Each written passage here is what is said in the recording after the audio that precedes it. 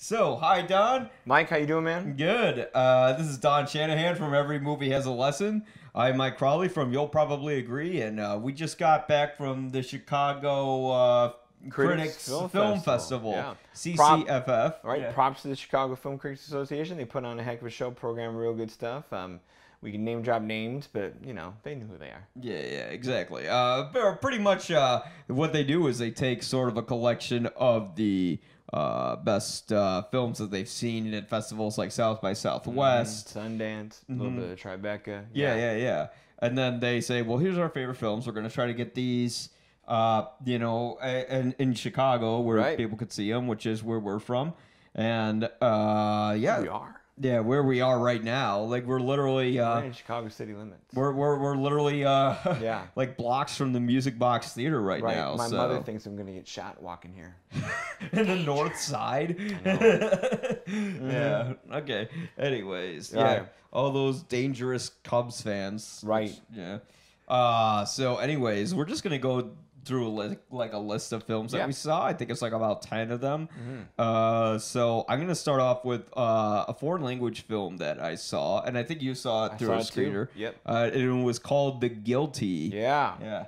What were your thoughts on it? I really enjoyed it. It's a good real-time thriller. It's about a cop who the clues kind of get played in here that he's gotten in trouble and he's put on the desk job for a while as a detective. And on the desk, he's got to do like what would that be technically called? Emergency services dispatch kind of duty. Yeah, he's a little bit. dispatcher. And Yeah. sure enough, he gets a call where the first two words are "help me" from a frazzled voice, and from there, the movie's kind of like a good real-time thriller about what's he going to do to interpret what's happening, what can he coordinate, what can he find through the limited information he has between a headset and a screen. Yeah. And I really enjoy the movie and how just with the fits in the start, like you're at the mercy of how long can that call hold on before it gets hung up, and then he, of course, has to react and go, "Oh crap! Oh shit! What am I going to do to find and fix this?" Because he's helpless, pinned to this desk. Yeah. And his frustration becomes our tension, and the suspense of what's happening on the other end, which you never see. The film never leaves the confines of his room and his recording area and all that, or answering phone area, and that's it. So a real cool, semi-real-time, single location. Yeah. It's a Copenhagen, so a Danish film. I was impressed. What do you think?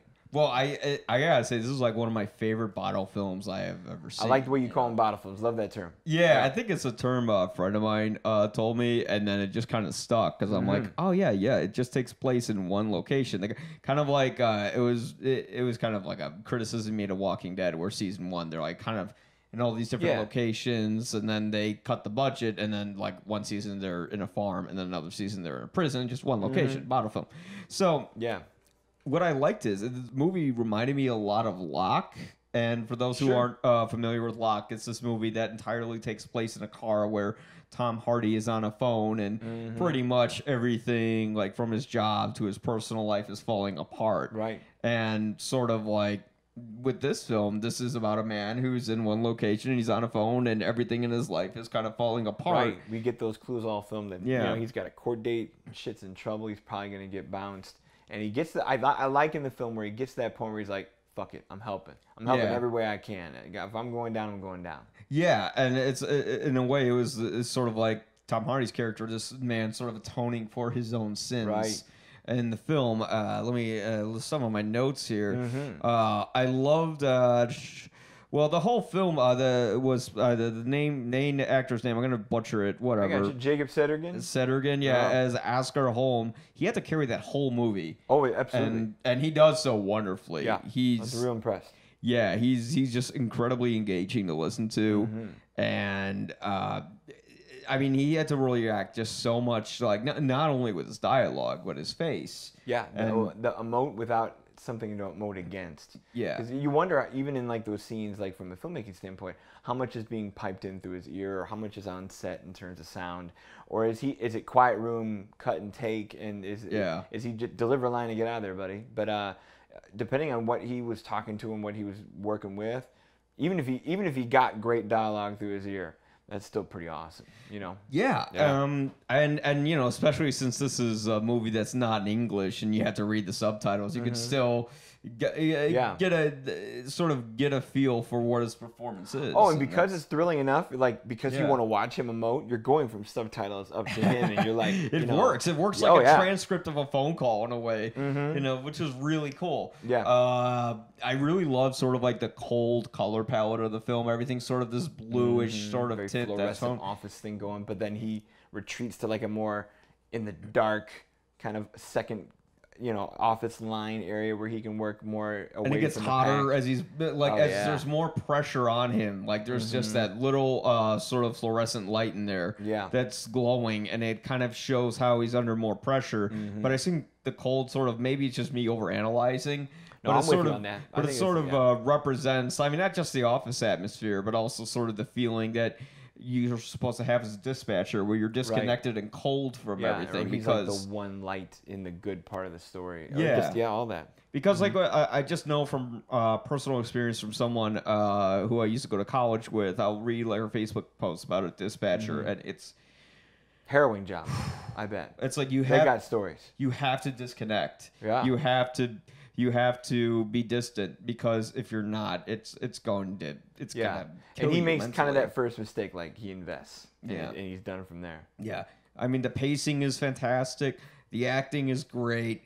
I don't really have like a lot of negative things to say about this film. No, I like the real good, clean, crisp audio mix. The mixed diegetic. You get a little bit of the diegetic background of whatever the office and facility is, and then on the other end of the phone calls, like obviously whatever traffic and ambient noise is wherever it's crystal clear is. Oh yeah, and like the traffic, the ambience is crystal clear, so you get an idea of the atmosphere. Or but even then the voice muffles, comes out as it's coming through a receiver. Or even the muffles of like if they're getting roughed up in the air, then the phone call gets roughed up. And then even his pants and exhaling and breathing all makes it in there. It's pretty good. Yeah. Sharp little. I like your term, bottle film, man. Yeah.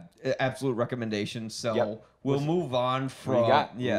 So The Guilty. We'll move on from there. This next one. Yeah. First Reformed. If anybody loves, let me move my head. Where is the post? Oh, Raging Bull. All you see, it just says Robert De Niro on it. Well, Bobby De Niro could have made this film 15 years ago. From one of my favorite screenwriters, if not my favorite screenwriter, because he wrote my favorite film of all time, which is Raging Bull, and another one of my favorite films, which is Taxi Driver. And here comes First Reformed, which is basically a mixture of Diary of a Country Priest and Taxi Driver. Yeah. Where Travis Bickle is sort of a priest, where you have a literal diary or a piece of writing with the character narrating it like Bickle does. You have someone who's slowly slipping into insanity. Although in Taxi Driver, he was already going insane. Oh, yeah. But this film... I feel like this guy's recovering and depressed, but stable enough that he wasn't going to go this far unless whatever. And you don't see it coming, but... The nice thing is that the other comparisons to Taxi Driver was where Travis Bickle was building his body up and working out. We have the priest who's destroying his body. Oh yeah, as he's drink every night. Yeah. Where he has cancer and he's drinking alcohol with Pepto-Bismol, which I know Schaefer pointed out in the Q&A, but right away I noticed the whole what's the name of that Godard film where they actually had that shot of the drink, where the 2 or 3 things I know about her. That's the name of it. And they had that shot where you would see the cream going in the coffee from overhead and it was spinning. And then, of course, Scorsese copied that with Taxi Driver. I'm just showing off how much shit I know. Just going to let him go. It's like fishing over here. Yeah. But... But no, there was that shot with the Pepto-Bismol that echoed what Scorsese with Taxi Driver as well. So yeah, this was Taxi Driver with a priest. I loved it. You don't think it's going that direction where like you just see this man who's supposed to be at peace and calm, and then all of a sudden he goes fucking batshit. And I loved it. Right. The disquiet in this film is really sold well by Ethan Hawke. This might be the best I've seen Ethan Hawke act. I know about 2 years ago, I kind of if I'm making like lists of things like that, the best I've seen him act was 2 years ago in Born to Be Blue, where he played Chet Baker as a jazz trumpeter and all that, and his kind of fall from grace and return from injury and all that. And normally the Ethan Hawke I'm used to is the loquacious Ethan Hawke, the Linklater Ethan Hawke, where he's just, he's I hate cool to say guy. plucky, he's the cool he's guy. Fun. So to see him play this, grizzled, defeated, insular priest was really impressive from Hawke. I don't know if I've ever seen him better. Dare I say, I know it's early because it's only May and the film will come out real soon. He's an Oscar contender already for me. I was looking at that too, actually. Yeah, it does seem like he could. I mean, again, it's early in the Oscar season. Early, but I think he deserves a shot. Yeah. Yeah, he's on a short list. I'm still a little tired from all the Oscar films from last year, so I'm like, I don't want to think about the Oscars now. But, I mean, yeah, certainly it could get nominated for Best Screenplay. I don't know, was this adapted or was this completely original? See, that's the thing. Like, when you tell me about Diary of a Country Priest and how it lifts generously from that film, I know you've made your notes on this. I have the actual there's your piece. Log line for it. This is literally what it says. The log line for Diary of a Country Priest. An inexperienced, sickly priest shows up in the rural French community of Ambricourt, I probably ruined that name, where he joins the community's clergy, but the locals don't take kindly to the priest, as his ascetic ways and unsocietable demeanor make him an outcast. During Bible studies at the nearby girls' school, he is continually mocked by his students.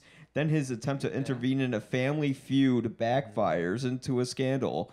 His failures, compound with his declining health, begin to erode his faith. Yeah, that's pretty much the plot to this film. but I know it's credited as an original, so but that's some straight thievery from France right there. Well, I would say it's a modern day version of it. True. And I don't think it's like straight up stealing it or anything. No. Everyone gets their inspirations. And Schrader, the Q&A, props to the Chicago Critics Film Festival for getting Paul Schrader in town for the Q&A. Oh, man, yeah.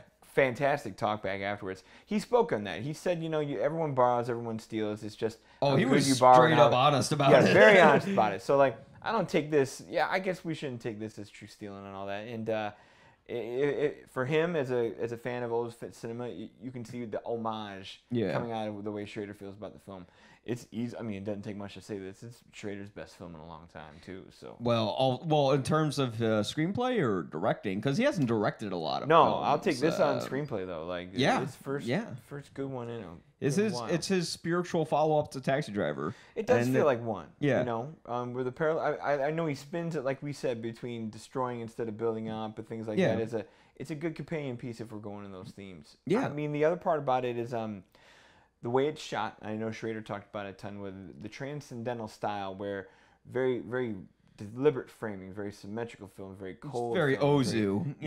Very distant film. Like the look of the film lends to like the disquiet and within the quiet atmosphere. You know what I mean? And it's atmospheric. There's tension. It twists on you.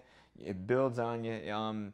It takes an existential turn in that third act, but I think it's an existential turn it earns. How do you feel about that? I think that was my favorite part of the movie. I was gonna say, I mean, the people I talked to who had reactions were, if they got to a head scratching point, it wasn't the first two acts; it was the third one. So. Oh no, that's what really sold me on it. Yeah, cool. Like either you're gonna be on board or you're not gonna be on board by the third act.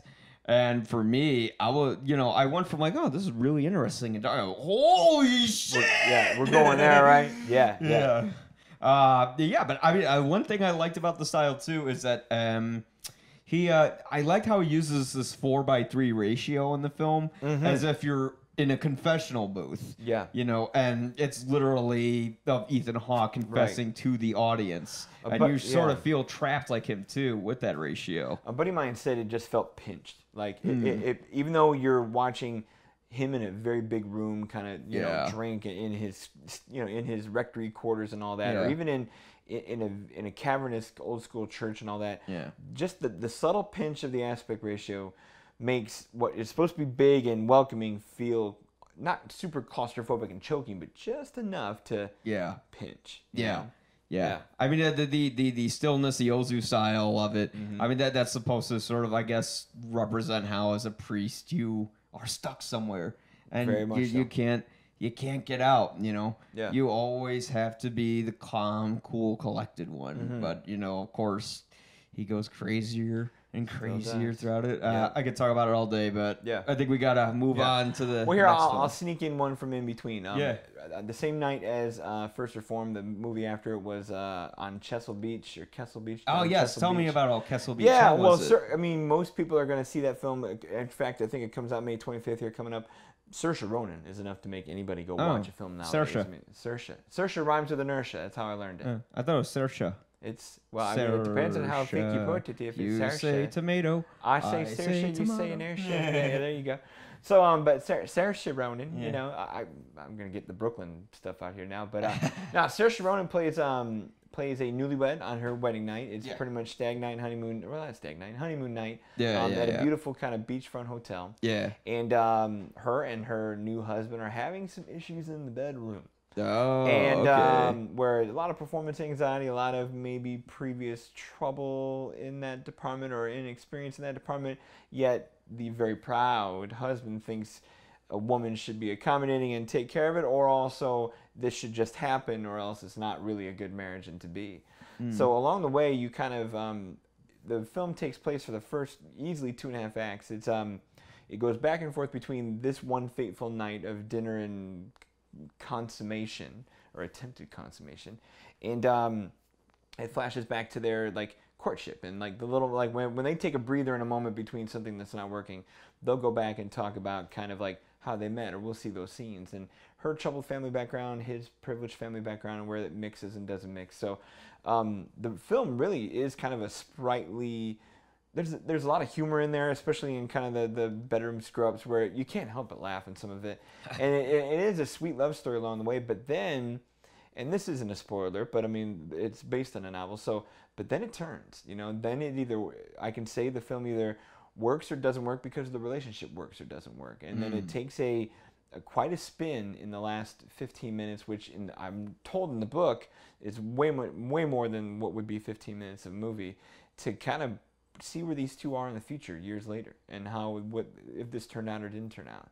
And Saoirse Ronan's awesome. She's always worthwhile. The gentleman who's next to her, I'm going to forget his name. Young guy in Dunkirk, a little bit of petty officer. I'm going to get his. I'm going to sneak off screen, look up his name. Yeah, you're talking about the main character from Dunkirk, or no. He was a petty officer side character in Dunkirk. I'll get a name and we'll edit kid who it died. But no, it's an okay romance. But it feels very uneven for when it kind of shifts gears from cheeky, sunny romance to hard, aging drama. So is it just is it like a movie about how relationships fail or something like that? It can go there, yeah. Where do relationships hinge on failure is one way to think about it. Ronan's the reason to see the movie. Mild recommend for me, not a super strong recommend. Right. I don't think you missed too much. It'll have a cup of coffee in the indie theaters, and you'll get it on Amazon soon. Right. Is it just another period piece, or is it really different from them? Or? This is 1953. Yeah. So it's a period piece, nice clothes, good resorts, old school thoughts and romance. Yeah. Is it another Brooklyn, or is it? No, Brooklyn was my number 2 or 3 film that year it came out. Brooklyn's. Wow. Brooklyn's just deep, far more engaging. This one has a cold distance to it and takes jumps that Brooklyn can't. So fans of Brooklyn will appreciate it, but I don't think it's a tough follow because Brooklyn is just so damn good. Are you a Brooklyn guy? I never saw it. If you like Saoirse, it looked like Oscar bait movie. Yeah, but I think it does more. I tell you what, one props, the last props I can give to On Chesil Beach is to its credit, the novelist who wrote the book got to write the screenplay, so at least there's some truism there and some they got to make it their way. So props to that. Hat tip to the British. So let's move on from that. Yes, and, please. Let's move. The closing night. Yeah, big hitter. Closing night, 8th grade. So it was definitely. I guess this movie has 100% Rotten Tomatoes. It may stay 100%. I can't see somebody picking it apart too hard. Oh, he's gonna pick it well, apart. All right, so I don't know why critics are like. I thought it was a good movie. I didn't think it was a great movie. I'm on upper good, almost great. I haven't written it yet. I'm thinking about it. I'm in between. Right, so I could be sold on either. 8th Grade's kind of a movie about a little girl going through 8th grade, and that's literally the film. It's like the last week of this girl's 8th grade year. Yeah. And I mean, I liked it, but I just felt like it was repeating the same scene too much, where it was about awkward social interaction. It's like, okay, I get that she's having trouble fitting in. Like, is there going to be more conflict in this film? Is something else going to happen? What are we going to get here? Yeah. And it doesn't really go anywhere past that. You know, we had what was the name? Josh Hamilton, who played the father. Dad, right? He was a little bit of too much of a perfect dad in the movie. Like, I kind of wish there were more flaws to him, but he was always like, "Hey, honey, what's wrong? I love you." And I'm just like, okay, this is boring. You know, some of the repeating motifs of the YouTube confessionals, they kind of annoyed me a bit because the dialogue literally consists of YouTube like, guy, right. and you know, if you've like met an 8th grader, that's how they talk. Yeah, tell you. but like when the whole movie's like narrated like that, at a certain point, I'm just like, just fucking formulate a sentence. Like, this is just annoying. I don't know. I think there's a layer of authenticity there. I'll defend it. It was authentic, but Yeah. at the same time, you kind of want to see this character maybe get a little smarter, grow a little more. And haven't we seen that before? Haven't we seen we've seen that coming of age story where you have the savant-ish, better than everyone else, smarter than everyone else teen. Where I don't want that. But where everyone else doesn't get her and she's better than everyone else, or he's better than everyone. We've seen that coming of age story. I kind of like that this one was a plain Jane, almost fuck up character. Who's not going to elevate, especially in a week's time. It's not going to elevate from fuck up. Right. It's probably going to take 4 years of high school. I don't know. I was okay with the mild bounce of the springboard that I didn't need this big character arc of success. I was okay with it. Well, I'm not talking about like her changing from being a fuck up to not a fuck up, but more of just having some sort of progression at all. Or just some that. Like she finds her first friend. Well, I think the only it was kind of I know how long that friendship will last. It's true. Yeah, but like I thought the only part that like had any sort of conflict in it was when that kid like pulled over in the car and he tried to have sex with her, and she's because that was a very effective scene. And at that scene, I was like, good for you. But no, buyer beware. It is an R-rated film, you know. And but I think with the right guidance, I would put an actual 8th grader in front of this. They need to see this. They need to see kind of a little bit. So no, what I think was really good, and it played well in the crowd we were at. I mean, you could. In fact, I saw the news today. It was the audience winner for the whole festival. So I knew it. Props to Bo Burnham, feature debut from a first-time filmmaker, and he got A24 to bankroll it. Alyssa Fisher does a fantastic job as the lead. I know she can't formulate a sentence, but to me, there's some genuineness there. Again, if this was Haley Joel Osment, we've seen some overcoached teen actor. Well, even Burnham said in his Q&A after the film, he said, you meet a lot of actors, because he was casting and testing this.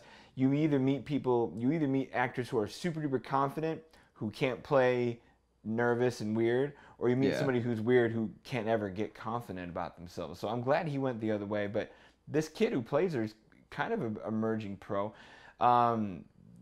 Little Easter egg: the girl who plays our main, Alyssa Fisher. She was the youngest Despicable Me daughter voice. The It's So Fluffy girl. Okay. So she's grown up obviously in the 8 years since all that. Right. Yeah, she. I don't know. I thought the humor was real genuine. I like the female perspective of the story, despite it being told by a middle-aged white guy. You know? So I mean, he's not middle-aged. He's younger than me, but we won't do the math. Than me. Okay. But no, good fresh comedy. I've seen far worse. I don't know if I can put it on a great level like you, because it is just a limited slice of what you're gonna get. But I don't know, a nice solid effort. I could see and a crowd pleaser. You could tell which parts in the film, in our very active audience, the ladies enjoyed, and then which parts everybody enjoyed. And just I think this is a film that will get I think it's going to get a good audience when it gets like multiplex level stuff. So yeah, maybe. I mean, maybe people like it a lot. I don't know. Just for me, it didn't work. It just like I liked how the interactions were awkward. How interactions even today, like even when you become an adult, are still awkward. Yeah. I felt like it really did kind of encapsulate what it felt like to be in the 8th grade, but I think I'm just kind of burnt out from coming of age movies being at like every film festival, and it's like I get it. It's like I've seen coming of age like covered in every sort of way. Yeah, it's a good coming of age film, but I don't think it's really that special. It's just it's just something. It's hard when the market's saturated like that. It's not. Are you saying we should have coming of age film fatigue the way we have superhero fatigue or Star Wars fatigue? Right. Sorry. Yeah. Talk about that later. Yeah. But what do you got next? Yeah, Star Wars. I see what you got next. Star Wars fatigue. Yep. Teaser. Yeah. So, anyways, so now we're gonna go to Bodied. Oh wait, I'm sorry. No, not Bodied, but we are gonna go to Searching. Ooh, I'll lead on this one. Here's sure. Go ahead, sir. Searching, if I'm making an audience word, this was my #1 film of the festival. Huh. Okay. Yeah, I enjoyed it. So Searching is this isn't real time, but it's a bit of a gimmick film, we can say, where the entirety of this film is shot and shown to you through screens. Could have been a gimmick film, but could have been a gimmick film, but it is.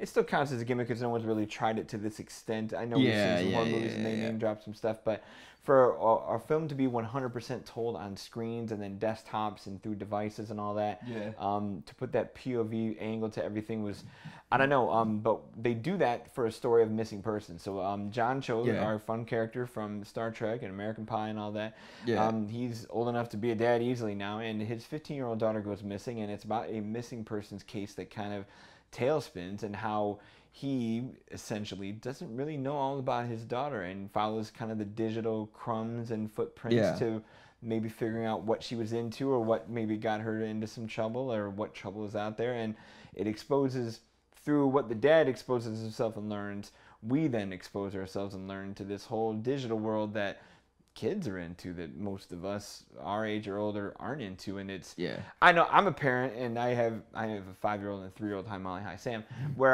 they're not, they don't have their own Snapchat account yet, but now after seeing this movie they never will. Okay.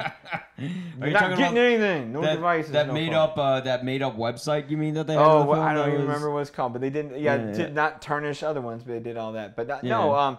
I loved it. I thought it was a real genius use of the gimmick, real smartly written thriller. The Q&A afterwards really helped sell it to me, where the way they wrote and put the depth into everything with the clues and the design and the layout of that film, I couldn't help but be impressed, especially for likely a tiny budget indie film.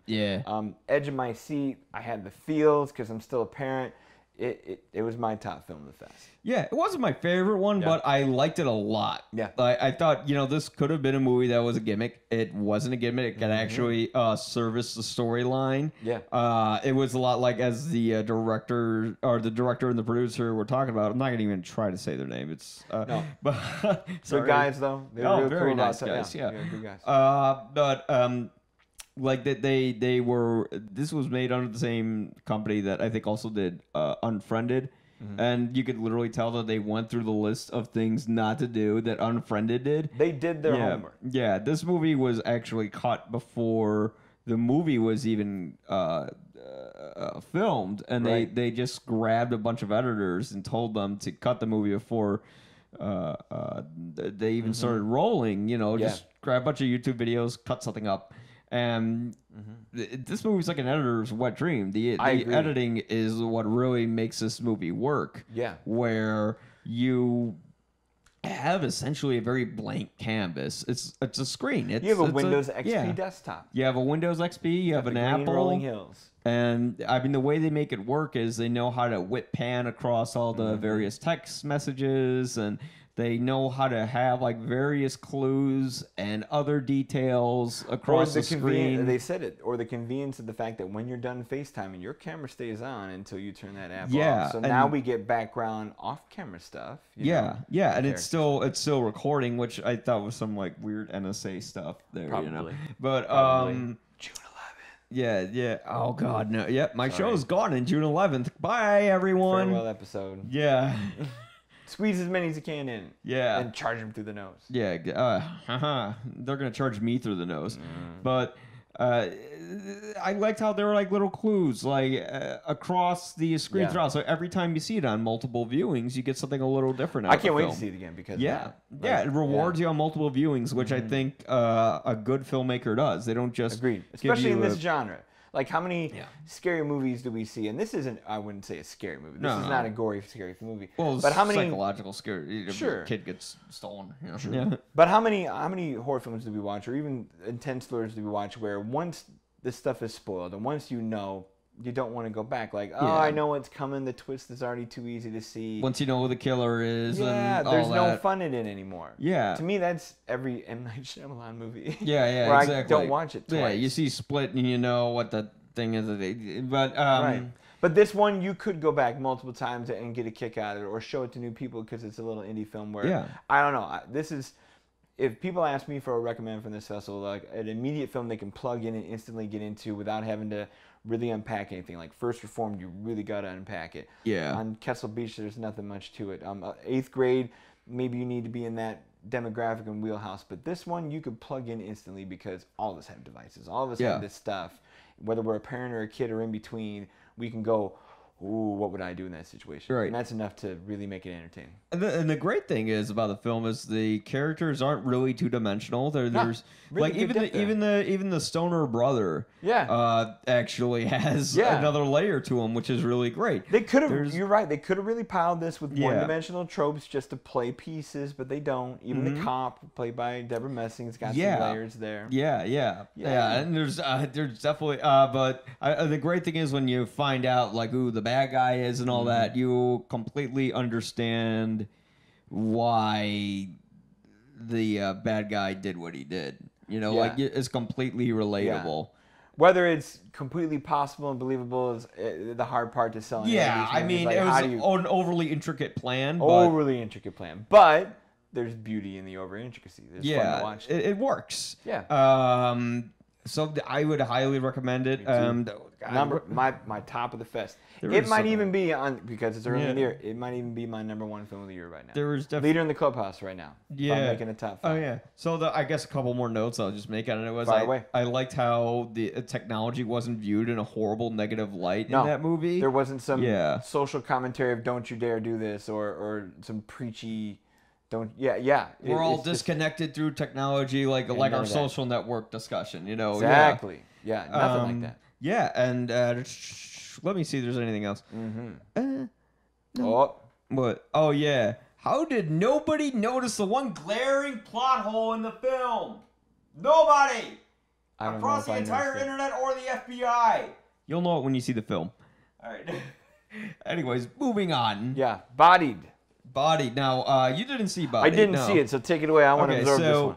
Bodied is a movie that I thought it was a charming film about sort of the hypocrisy of people who are politically correct and about, political correctness and cultural appropriation and social justice warriors. And this is a movie that... That's a right vineyard for whatever film you want to make out of it, Yeah, like this is a movie that essentially challenges a lot of sort of progressive thoughts that we have and shoves it right in your face through rap battles. And rap battles are clearly not politically correct. Nope. They're things that really kind of get under your skin, and you'll get a lot of reactions from this film because they kind of say every word you're not supposed to say in that movie. I thought again the one main I thought it was not like a great movie, but a very good comedy where it keeps your attention. But I think it overstayed its welcome because literally as I was watching it throughout the film, the problem with the comedy is you can only physically laugh for like maybe like hour and a half, and then you kind of run out of steam, right? In this movie, I think maybe it runs a little over 2 hours, and I could literally pinpoint like the point in the movie where people were just out of laughing, energy. As far as I can get. Because everyone's like, ha, ha, ha, 1 minute. And then, like, literally the next joke, everyone's like, and it wasn't like it was less funny. No, they were just out of energy. Like, pace. It could have gone through some trimming in the editing room. I was just going to ask. Yeah. And the movie was made for, like, the most ADD audience possible. Like there's just so many large like titles that just hit the screen with a big boom sound. That kind of film. All right. Yeah. Right. It's very much like slamming its point over your head, where it's almost like insulting the audience's intelligence. Okay. And maybe it was trying to capture sort of the feelings of what it's like to be on the street and cool and shit like that. But I don't know. I'm too white. I don't know. And I wouldn't either. Yeah. So what rose out of it? What rises up the best? Like, what part of the social commentary do you feel like? Well, what I liked about it was that the people who in the movie who like try to be offended by certain things are like, that's like white people being offended about things that. Or a generality in the black community, while black guys are like, "The fuck are you so offended about?" Right. You know, so that was or you sort of this the to be thing. Offended on? Yeah. So it kind of did that. And the main character in the movie, his name was Adam. He was played by this actor who is like in a lot of Disney shows, and in here he took on this role that no other actor wanted to, because he in order to not to de-glam himself a little bit. To be as politically incorrect as possible. Ballsy. Gonna cost himself a job. We've seen worse happen to less people. Yeah, I think it'll get him more work, honestly. Well, I think it'll get him more work away from Disney. Yeah, I would hope so. I'll say that he almost is too flawless as a character, where like he just wins like every single rap battle in that movie, like every single time. And they try to explain it that, well, he's educated in poetry and his father runs this university and all that. But it's still like, yeah, but how is he just amazing all the time? He's like a Mary Sue in the movie, you know? So no adversity. Yeah. So like, but I will say he does go through a lot of conflict in the film, and by the end he kind of loses everything, but he gains everything. But it was through rap battle. But I would say it's an okay comedy, but it wasn't a great film. Strong recommend, mild recommend. I'd give it a mild recommendation. Okay. Yeah. Okay. But yeah, in the body, it's okay. Just nothing great. Like, it's a crowd pleaser. Sure. And they're distributing it on YouTube Red at a date to be determined, which I think kind of undermines the film, because this is a movie that you really need to see with an audience and see how people react to it. The energy and vibe of a room. Yeah. Because some films need that. They're not going to look good in your living room. They'll look good with a bunch of people. Yeah. And as the director was saying as the movie was playing, he just wants to get it on the screens whichever way he can. Yeah. So. I'll name drop a quick small one that, since you saw one, I've seen one. We the Animals was a good, okay little film. Yeah, we could just skip right to kind of on the heels of like the Florida Project would be the easiest comp I can tell audiences of just kind of an examination into kind of a level of poverty and what a struggling family has to do to kind of make ends meet, and how that's not really perfect for mom or dad, and we see the whole thing through the eyes of these three boys that are their sons, and how one of them is young enough to still be naive to maybe not be a mess, while the other two older ones really take to kind of becoming their mom and dad and be just terrible people, and the film, it's kind of this, I don't know, descent to get to the ascent of whether this character or this kid can kind of redeem himself before it's too late, and whether the family can figure it out. Small little film. I really liked because they really put this in the mind of a kid.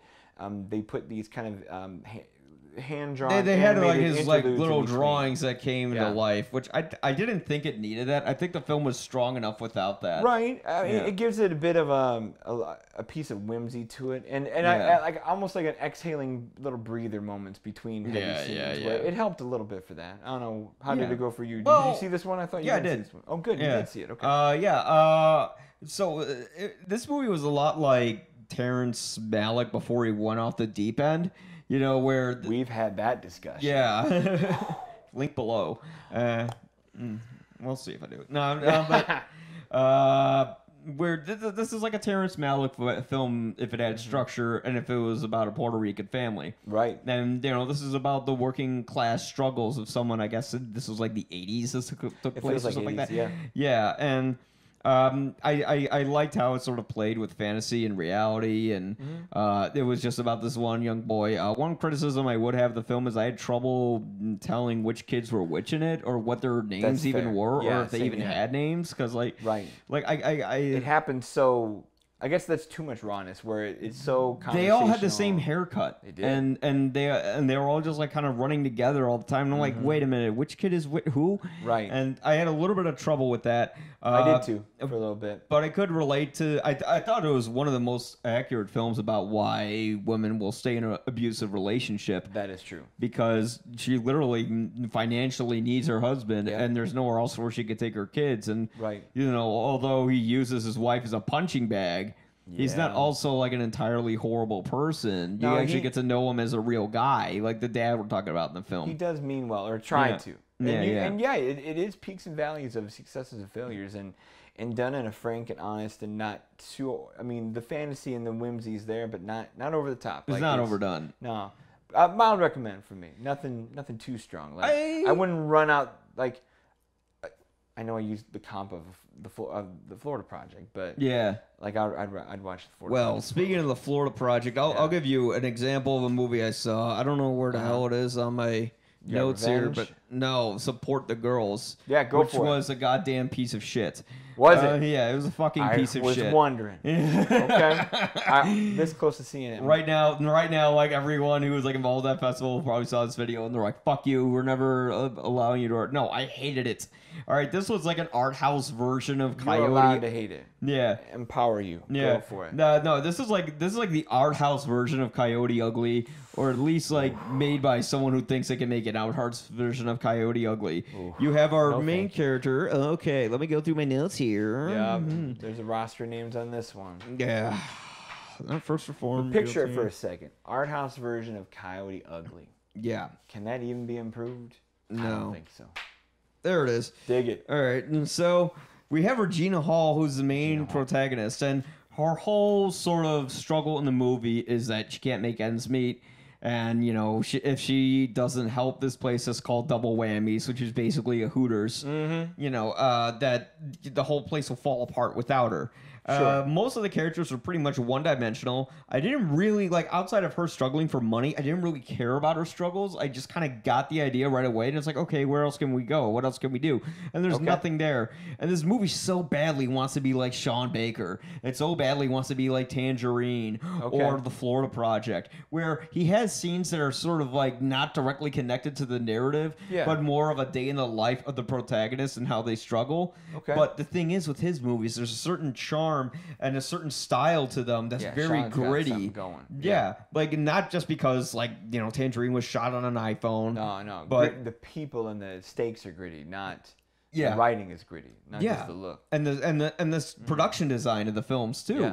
They're very raw and they're very real, but you still kind of care for the characters in his films. And this movie wants to be Sean Baker, but it's not. It's like if the director of Waiting decided to all of a sudden make a fucking art film. So, and this movie really should have been directed by... So art house, Coyote Ugly, director of Waiting, making serious film. Yeah. Say no more. Ooh. Yeah.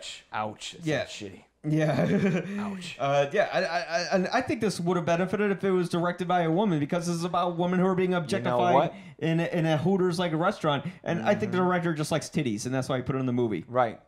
So there. How about that? Revenge? Now, did you see Revenge? I didn't. I have a screener at home. I need to. Sounds good. You know what? You'll see the trailer. You'll get the idea of what the whole movie is. Okay. Like, a Revenge is literally like if Robert Rodriguez directed I Spit on Your Grave. Okay. Yeah. So, except unlike Robert Rodriguez, this movie doesn't have sort of the whimsical charm that his movies do. Once you get to Rodriguez, there's charm there that it's hard to top. Yeah. Like with Machete, it's fun.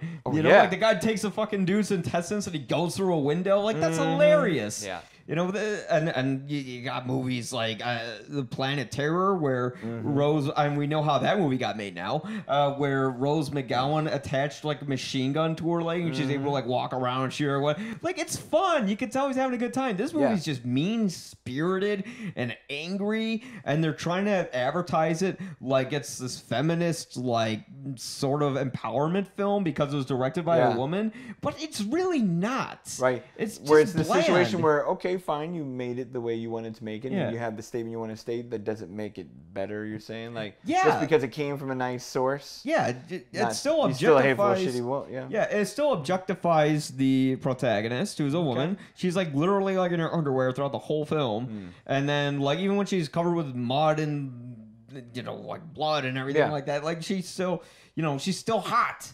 And the camera revolves around her like she is that way. And yes, it does objectify the men as well, like the main guy in the film who... Equal opportunity objection is. Yeah. Yeah, like they show, like the guy's running around with this fucking package out, like in the third act, like hunting the girl down. I mean, it was literally just a movie directed by someone who loves blood, and there was really nothing more to it other than its simple premise. And the way that they're advertising it on YouTube now, where they're like taking like people's comments, where they're saying like, "Oh fuck women, they deserve to be in the kitchen." All right, like those guys are assholes. But this is not that kind of empowerment film. It was very basic. I didn't think it was really worth a film festival, and I just thought it was boring. Like I got what it was. The film festival, huh? Yeah. All right. So yeah, I didn't think it was that great. Here's your 11-minute pause. Good yeah.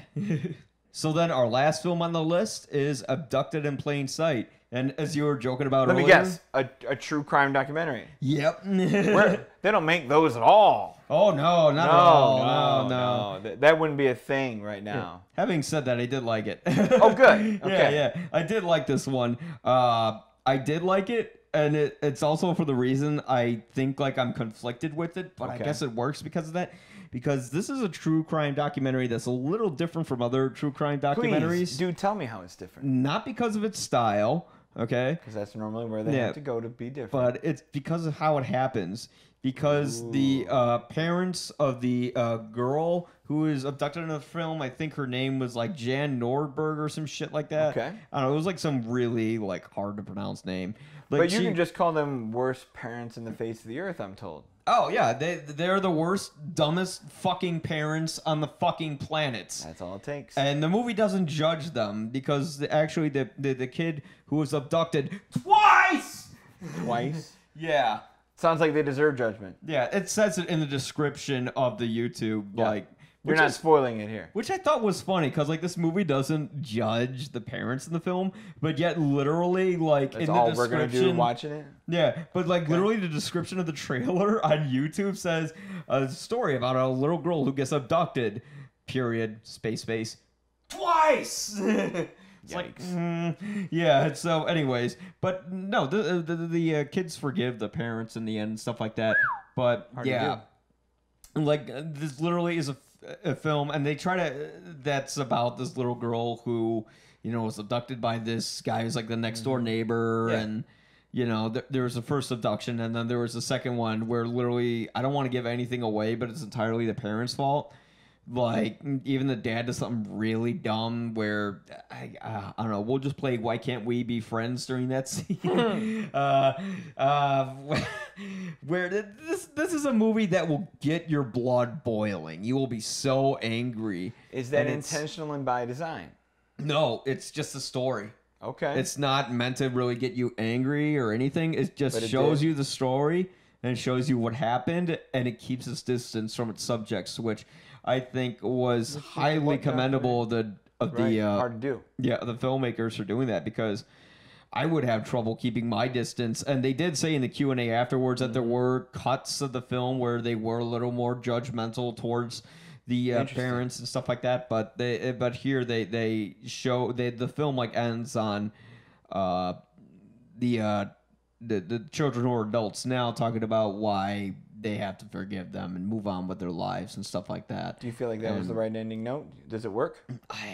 I'm torn between it. Okay. And I think because I'm torn between it, it is the right note, because you know it'll split you up a certain way. Yeah. Because how many documentaries have you watched that forced you to pick it's always good guy, bad guy. We're celebrating this because you need to love it. Yeah. Okay. This movie doesn't make a simple picture where there's a good guy and a bad guy. It's more complicated than that. Okay. And the nice thing is the girl who was actually abducted, we see her from the start of the film talking about what happened. Interesting. So yeah, and I guess there was a discussion whether they should do it or not. I mean, I guess it was played a little too much like a cautionary tale, but at the same time, that's sort of what made it different, because if it wasn't a cautionary tale, it wouldn't be a documentary. It would just telling, yeah, it would just be something else you see on True TV. True. So yeah, I would. So that was the 6th annual Chicago Critics Film Festival. Yeah. Once again, this is my job to wrap it up. Oh, well, I gotta repeat it. Another thank you to the Chicago Film Critics Association for granting you a VIP pass, me a press pass. Well, I paid for it, but yeah. Well, it counts. But thank you for the passes to get in. And, thank you guys. Thank you. Fantastic slate of films. Congratulations on your success. I heard it broke some attendance records for them, and let's see how 8th grade does carrying the torch of the Audience Award going forward. Yeah, I kind of wish First Reformed got the Audience Award, but I knew it wouldn't. I was going for Searching. But I did it. We all have our favorites. Yeah, exactly. Well, mine was definitely not going to be a crowd pleaser, to say the least. I know. But yeah, thanks a lot for this great festival. This really was like one of the strongest lineups I've seen. Better than last year. Yeah. Better than last year for sure. I didn't see a lot last year, but the year before I saw 6 in a row. Oh yeah. And yeah, I was like, none of them really stood out of all those 6. And I think I saw about like maybe 9 this year. I saw 9 or 9 that year, and I saw 9 this year. So yeah. But no, great lineup. Yeah. And thanks for having me on to talk about this. Thanks good festival, good stuff. Yeah. See you again soon. Yeah. You'll probably agree. Every movie has a lesson. Yes, and every movie has a lesson.